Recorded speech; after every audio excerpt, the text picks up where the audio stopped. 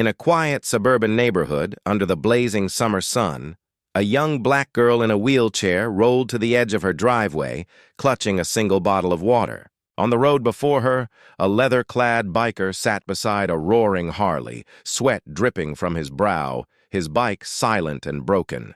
No one else stopped. No one else even looked. But she did.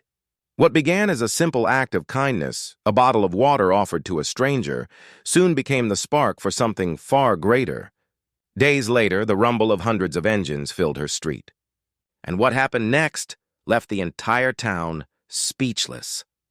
The neighborhood had always been quiet, the kind of place where the loudest sound was a lawn mower or a basketball bouncing on a driveway. But for Maya, that calm often felt like isolation. Born with a condition that made walking impossible, she spent her days in a wheelchair by the window, watching the world move at a pace she could only dream of matching.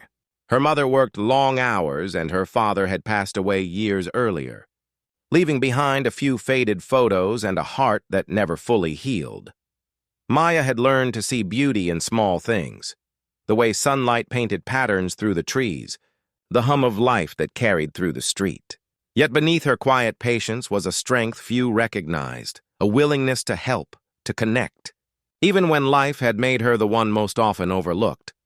That summer afternoon was scorching, the air heavy with heat.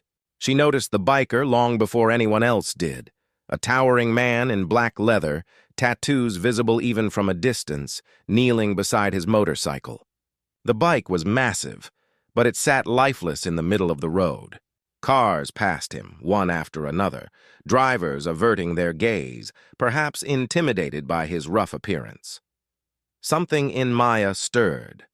It could be instinct, or it was empathy born from years of being ignored herself. She wheeled down the driveway, holding a bottle of cold water in trembling hands.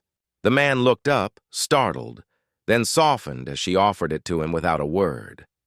To the neighbors, it was an odd sight. The fragile girl and the hardened biker.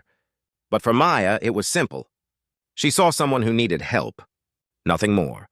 Nothing less. The biker's name was Rex, though Maya wouldn't learn that until later. To her, that afternoon was simply about helping. But to him, it meant something far more profound. He had been on the road for hours, heading home from a charity ride when his engine gave out. He'd waved at a dozen cars, none of which stopped. And then, out of nowhere, a young girl in a wheelchair rolled toward him, her eyes full of kindness, her hand steady despite the heat.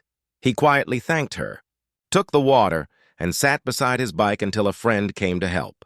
Before he left, he glanced back toward the small house at the end of the driveway. The girl was already gone, the door closed. It was a moment brief enough to forget, but something about it stayed with him. The next few days were unremarkable to most, but not to Rex.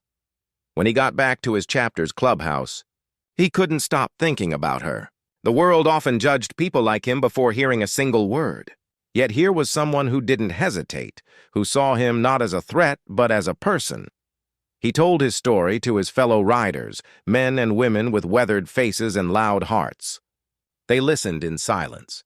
These were people used to being misunderstood, often treated as troublemakers, when all they wanted was the freedom of the road and the brotherhood it brought. Hearing about the girl's simple act struck a chord with something profound. A plan began to form.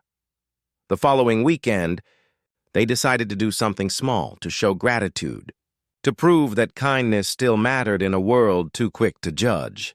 They gathered information quietly, asking around and tracing the neighborhood until they found her street.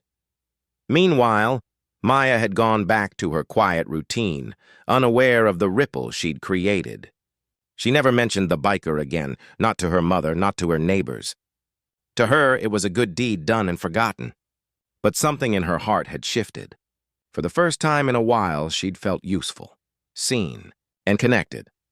On the morning of the third day, she woke to a faint vibration in the distance, a low, rhythmic hum, growing louder with each passing second. At first, she thought it was thunder. Then the sound multiplied, deepened, and became unmistakable. The street began to tremble. Windows rattled. Birds scattered, and when she looked out of her window, she froze. Down the road, stretching farther than she could see, came a line of motorcycles, black.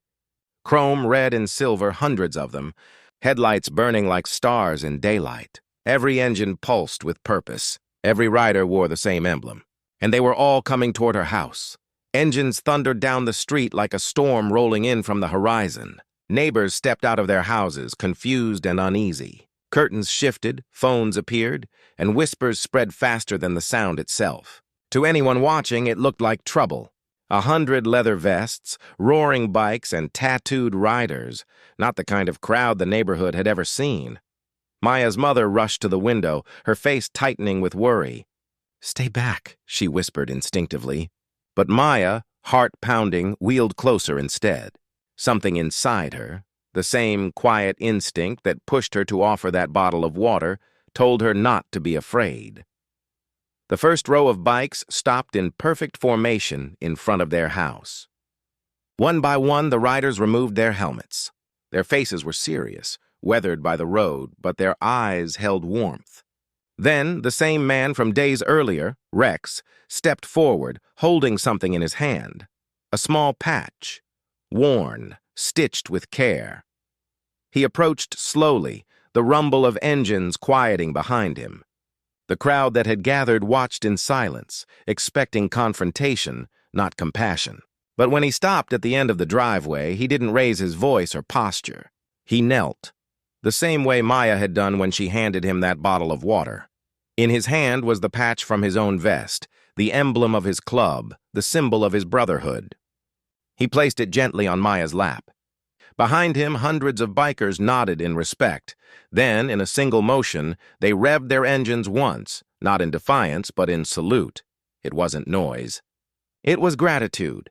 The neighbors stood speechless. Maya's mother covered her mouth, tears falling freely. And in that moment, the barriers of fear and misunderstanding dissolved under the sound of unity. The girl who had once felt invisible now sat at the center of something extraordinary.